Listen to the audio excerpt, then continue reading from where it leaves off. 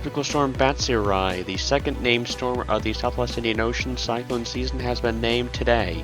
It's currently located at 16.8 degrees south, 81.9 degrees east, moving off towards the west at a fairly rapid pace.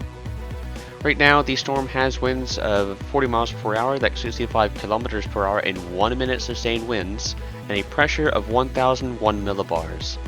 The storm is moving west-southwest right now at 18 miles per hour, which is around 29 kilometers per hour, and the storm is located in the middle of nowhere in the southern Indian Ocean. Right now, looking at the CDPS scale, there are absolutely no landfalls forecasted in the next 72 hours. As such, there is no CDPS rating available for the storm, though that may change in about a week from now, as the storm does pose a significant threat to areas farther west. So this is where the storm is located right now in the Indian Ocean, absolutely in the middle of nowhere right now. It's going to remain far out to sea for the next couple of days, but as it moves off towards the west, maybe more landmasses could be at risk for this storm, and it could intensify pretty significantly up to maybe Category 1 and 2 on the Saffir-Simpson scale, maybe even a little bit stronger than that. Well, I'll get to the models here in a few minutes.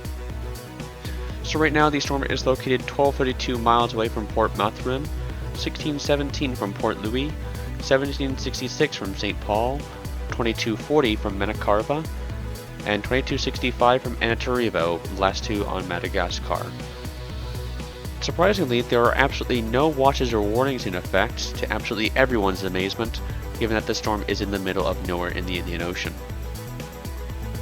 So this is how we're looking right now for the intensity estimates right now. ADT is slightly higher than 40 miles per hour, interestingly enough, and we're in agreement with the JTWC right now. Though ASCAT, with a very interesting 60 mile per hour estimate, I mean, just look at the storm right now, it's got pretty decent bending on that still image there.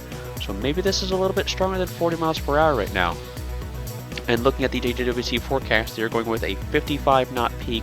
That's 65 miles per hour and 1 minute sustained winds. That's a mid to high end tropical storm on the Saffir-Simpson scale.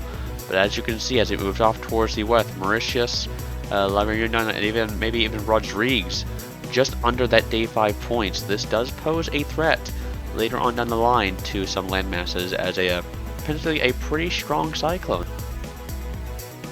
So looking at sea surface temperatures right now for the storm, it's a bit favorable under the storm right now. They're around 26-27 degrees Celsius, maybe even a little bit warmer than that even, maybe getting towards 29. So certainly favorable for intensification right now, but the main limiting factor that the storm is going to encounter in about 24 to 48 hours from now is wind shear, and that will induce some weakening on the storm.